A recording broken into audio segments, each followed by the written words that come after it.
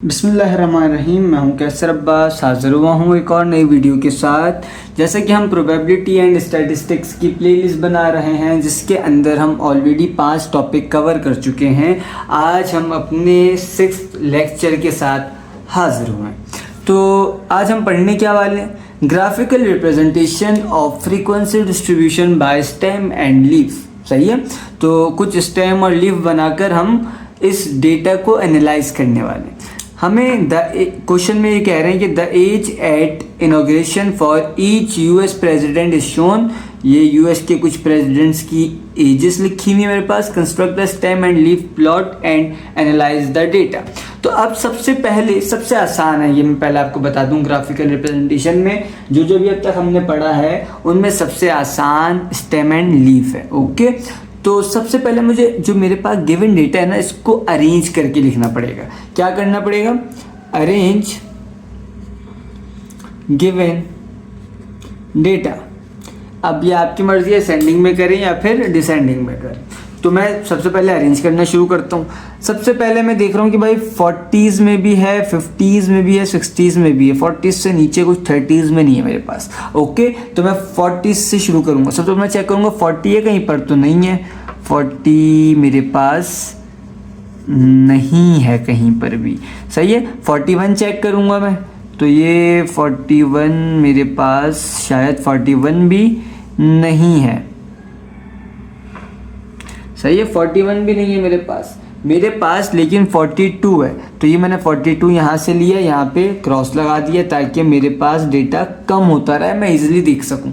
42 के बाद मैं चेक करूँगा वापसी 42 है कि नहीं है कहीं पर, तो वापसी 42 कहीं नहीं है। 42 के बाद मैं चेक करूँगा भाई कि 43 है या फिर नहीं है, तो मैं चेक करता हूँ 43 एक है, ये रहा, मैंने लिख दिया 43। उसके बाद मैं देखूंगा वापसी मेरे पास कहीं और 43 है या नहीं है, तो मज़ीद 43 नहीं है। अब मैं चेक करूंगा 43 के 44, तो 44 मेरे पास नहीं है, 44 भी नहीं है। फिर मैं 45 चेक करूंगा, तो 45 मेरे पास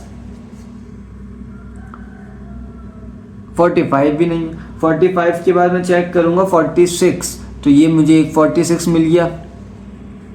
उसके बाद ये मुझे दूसरा 46 मिल गया। उसके बाद मज़ीद 46 नहीं है। फिर मैं चेक करूंगा 47, तो 47 भी, ये एक मिल गया मुझे 47। उसके बाद मज़ीद 47 नहीं है। 48 चेक करता हूँ मैं, तो 48 एक ये मिल गया मुझे 48, और मज़ीद 48 मेरे पास नहीं है। 48 के बाद मैं चेक करता हूँ 49, तो एक तो ये मुझे नज़र आ गया फ़ौरन से 49। फिर उसके बाद एक ये मुझे नज़र आ गया 49, मज़ीद 49 नहीं है। तो इस तरीके से मैं पहले सारा डेटा अरेंज करता हूँ, फिर उसके बाद कंटिन्यू करते हैं ताकि वीडियो लेंथी ना हो जाए। जी, तो मैंने पूरा का पूरा डेटा सेपरेट करके अरेंज करके लिख लिया है। हमारे पास 2 स्टेप होते हैं, पहले अरेंज करो फिर उसके बाद उनको सेपरेट कर लो। तो मैंने दोनों एक साथ कर लेंगे। 40 वालों को सेपरेट करके लिख लिया, 50s की लाइन वालों को सेपरेट कर लिया और 60s की लाइन वालों को सेपरेट कर लिया। तो अब क्या करना है भाई? फिर आपने अब करना है कि लीडिंग डिजिट जो है उसको आप कह लो स्टेम। सही है भाई। और उसके बाद जो आपके पास ट्रेलिंग डिजिट है, ट्रेलिंग डिजिट, उसको आप कह लो लीफ। ओके, तो लीडिंग डिजिट मेरे पास एक 4 है, तो इस 4 के साथ आपके पास ट्रेलिंग डिजिट्स कितने हैं वो आप यहाँ से लिख लो। तो मेरे पास एक 2 है, फिर 3 है, फिर 6 है, फिर वापसी 6 है, फिर 7 है, फिर वापसी 7 है, फिर 8 है, फिर 9 है और फिर 9 है। ओके, उसके बाद अगला मेरे पास लीडिंग डिजिट क्या है? 5। तो 5 के साथ 1 है, फिर 1, फिर 1, फिर 1, फिर से 1, फिर से 1, फिर 2, फिर 2, फिर 4, 4, 4, 4, लास्ट 4, उसके बाद 5, 5, 5, 5, 6, 6, 6, 7, 7, 7, 7 और फिर लास्ट में 8। सही है भाई। उसके बाद अगला मेरे पास क्या है, 6।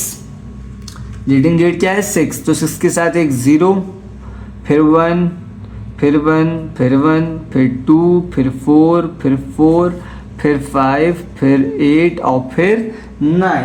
तो ये मेरे पास कहलाता है स्टेम एंड लीफ।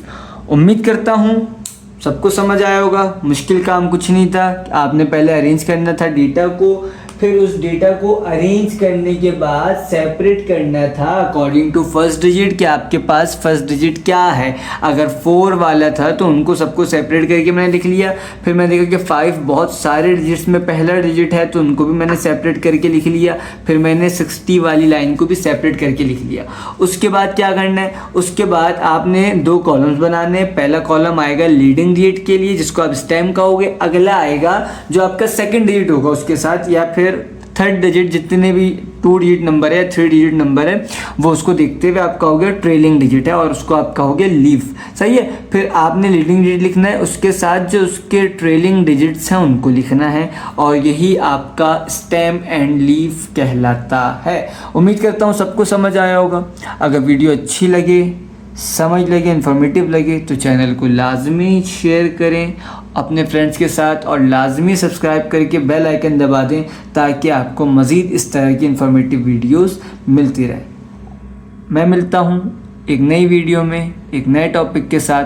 तब तक के लिए अपना ख्याल रखें। अल्लाह हाफ़िज़।